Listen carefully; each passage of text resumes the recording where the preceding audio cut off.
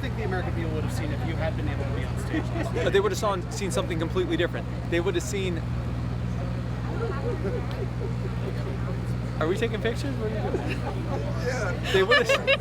They would have seen someone who wasn't just pandering to their base and trying to blame the other side and abdicating themselves of any responsibility for what has gone on, the mess that we're in right now, and refusing to acknowledge that they and their parties work together every single day to create the problems that we're facing right now and to make them worse, specifically for the reason of making us more desperate and reliant on them, and also to benefit the cronies that bought and paid for them to be in office. I was excluded from last night's debate for the same reason that Joe Jorgensen was excluded from the presidential debate, because if an actual sane adult had been up there proposing solutions to the problems that we're facing, instead of engaging in this political theater, the American people would have voted for that option. They would have voted Libertarian and probably never voted Republican ever again in their lives. Hey, thank you guys. Thank you for coming. We wanted a picture. I think. Oh, okay. Here, if you can get. Okay. Go ahead for it. So, if you actually were elected into office, presumably you'd have a Congress and a Senate that is not comprised of libertarians. How would a Jorgensen and Cohen administration actually legislate as sort of extreme lame ducks, libertarians in a Republican world? Oh, absolutely. Well, here's the thing. I mean, obviously, when we get elected, that will mean that there will have been enough popularity for at least some libertarians to get elected as well. But yes, we're going to be dealing with a Republican supermajority, at least in the first term.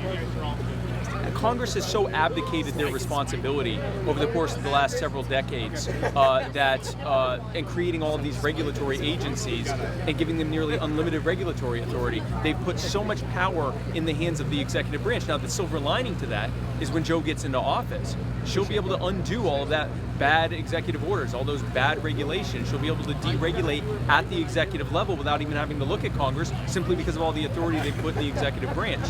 Also, we will be able to negotiate with the Democrats and Republicans and the however many libertarians that are in there to be a wedge, to go to Democrats and say, you know how you're always saying that you'd like to, pass criminal justice reform and hold bad police accountable and end the war on drugs and end wars overseas and all of that? You know how you say you want to do that, but those dastardly Republicans just won't let you? We'll work with you. We'll work with it right now. Let's hear it. Here's a bill that we can pass to end police brutality and to end the war on drugs and to end systemic racism and so forth. Here are the things that we can pass to do that. And they can either put up or shut up. Same thing with Republicans. When we say, hey, all those times that you tell us that you would love to lower the size and scope and power and cost of the government, end deficit spending and lower taxes and get the federal government out of our lives and wallets and pocketbooks and so forth, but those dastardly Democrats just won't let you? Well, great, we'll work with you. Here's a perfect opportunity for us to do exactly that and to end those things and to reduce taxes and to cut spending and so forth and to return our country to the constitutional founding that it was intended, like you have been saying for decades that you're going to do. We're going to give them a chance to either put up or shut up at the legislative level. And if they don't, the voters will see that.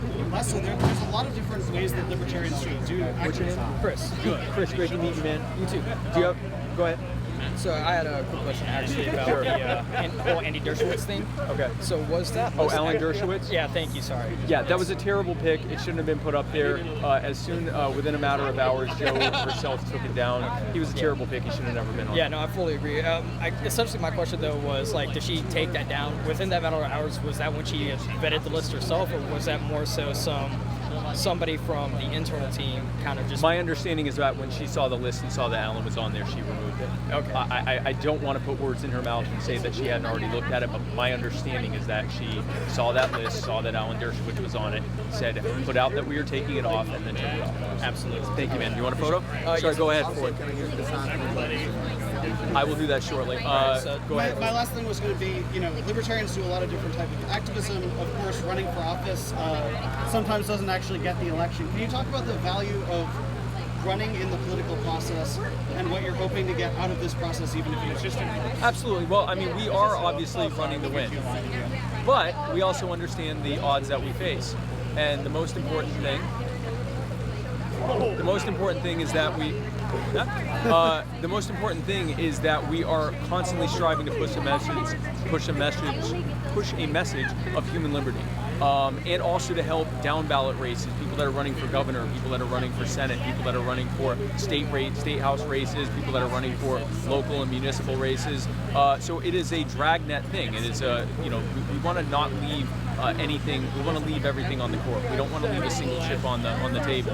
And so the goal, for lack of a better word, is to bring as many people to the message of liberty as possible, to affect the cultural conversation and move it away from conversation about how much more control government should have of our lives, how much more government should be spending, how much more government should be telling us what to do and taking from us, and taking it to a conversation about recognizing that that mindset is what got us in the mess that we're in, and that what we need to move is towards less government control of our lives, less spending from government, less theft and taxation from government, fewer wars, fewer people in prisons, fewer people being victimized by an increasingly out-of-control police state, putting that police state in control and having it serve the actual lives, rights, and property of the people, which is what we want it to do.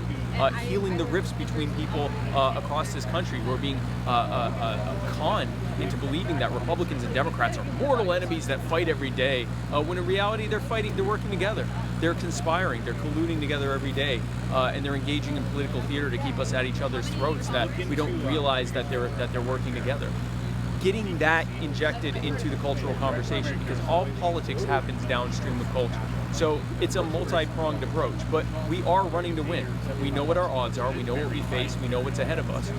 But I don't believe in running. I don't think that anything that you should try to do, you shouldn't try to win it.